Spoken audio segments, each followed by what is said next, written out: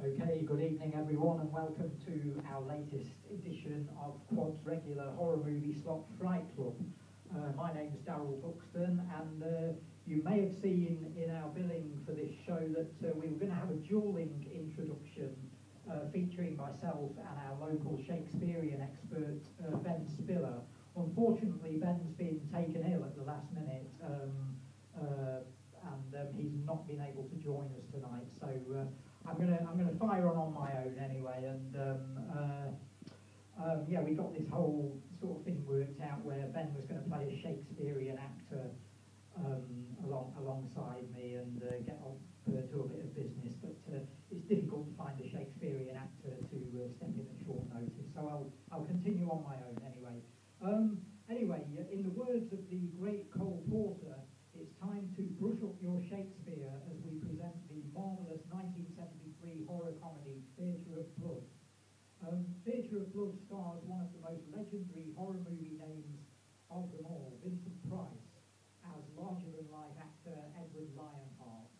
The Harry Lionheart has staged a season of Shakespearean theatrical productions which have bombed with the London critics, and in perhaps the ultimate showbiz revenge, these savage reviewers find themselves being bumped off, one by one, with each of their gruesome deaths echoing the scene from one of the bard's plays. Sacrilege.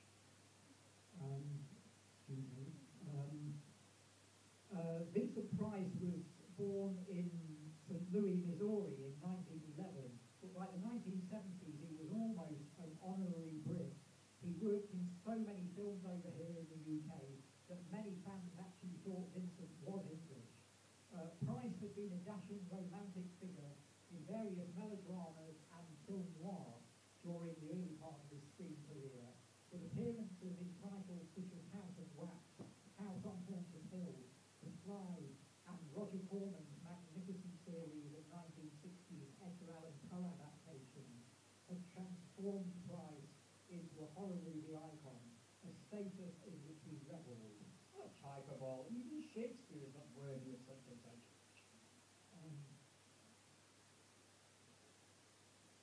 In the early 70s, Vincent had played a vengeful character named Dr. Fives in two films shot at Elstree Studios, gleefully killing off a string of enemies and rivals in a variety of imaginative ways.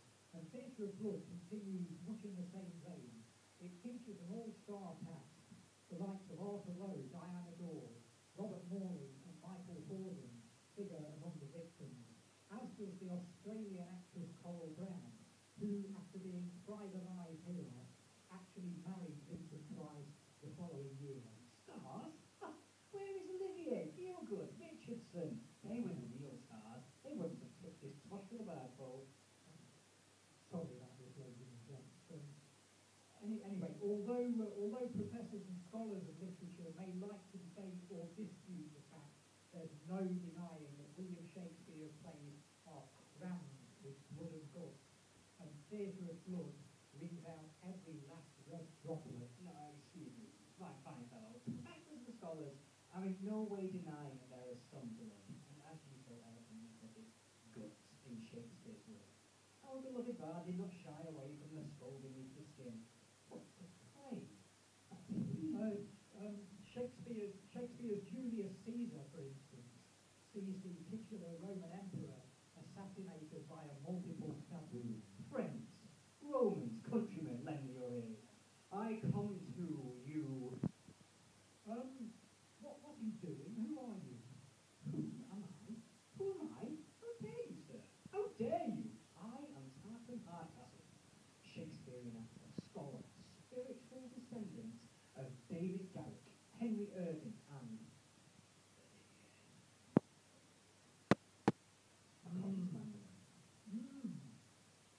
Anyway, as I was saying, Macbeth features witches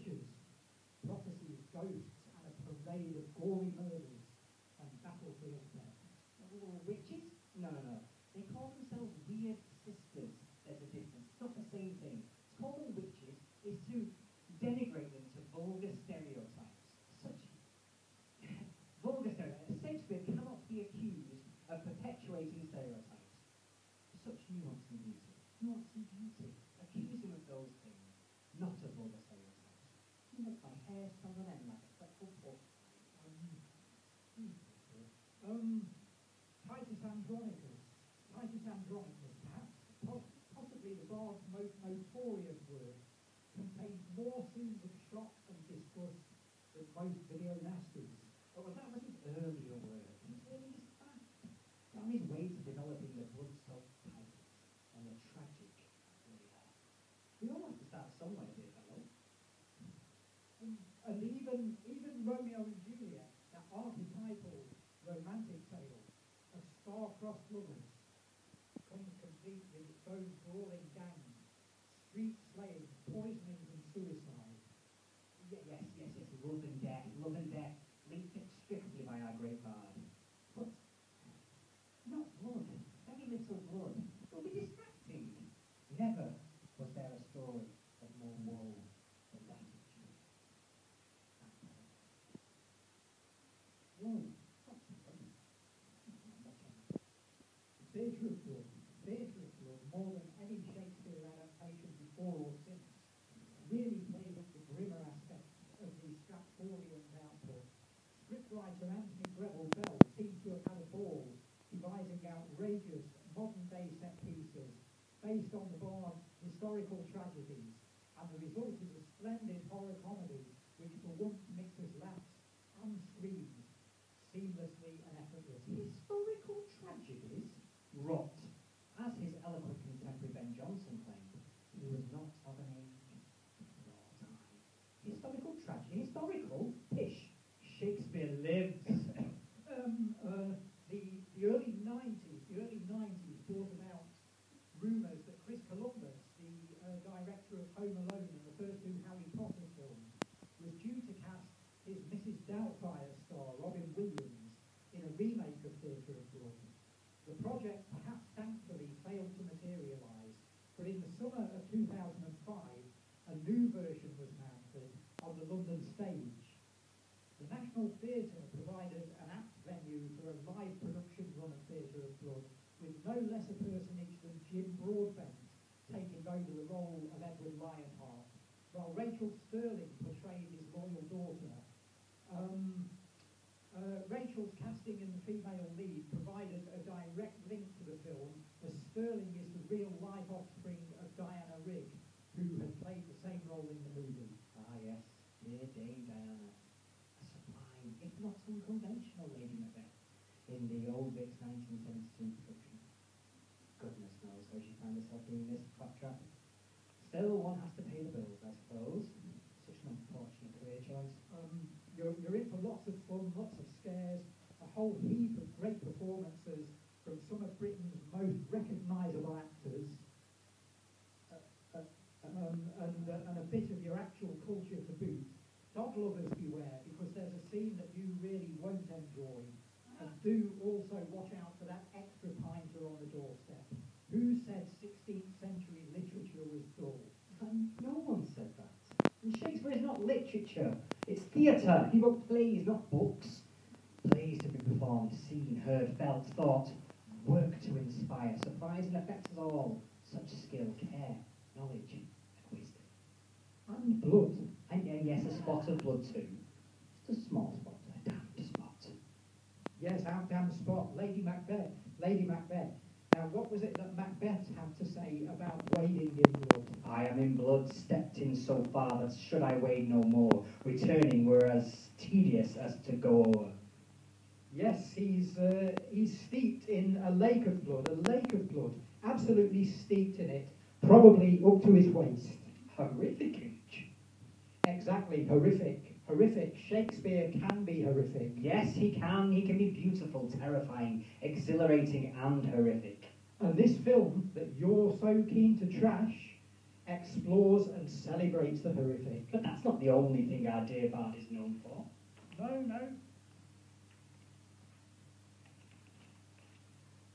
Indeed, but that's absolutely true. But for tonight, his theatre is bloody. His theatre is the theatre of blood. It's fun, it's camp, it's theatrical, it's irreverent. It's Vincent Price, it's Diana a rig. It's Arthur Lowe. It's trash. Trash of the lowest order. But Tarquin, that's as we like it. I must give apologies at this point to all of you for putting up with our uninvited guest. Wondering what to do now. Got it. There's one surefire way to get rid of a committed Shakespearean. You've all heard the Shakespearean stage direction: exit pursued by a bear. A Winter's Tale. Indeed. Say hello to my little friend. No, away, Mummy!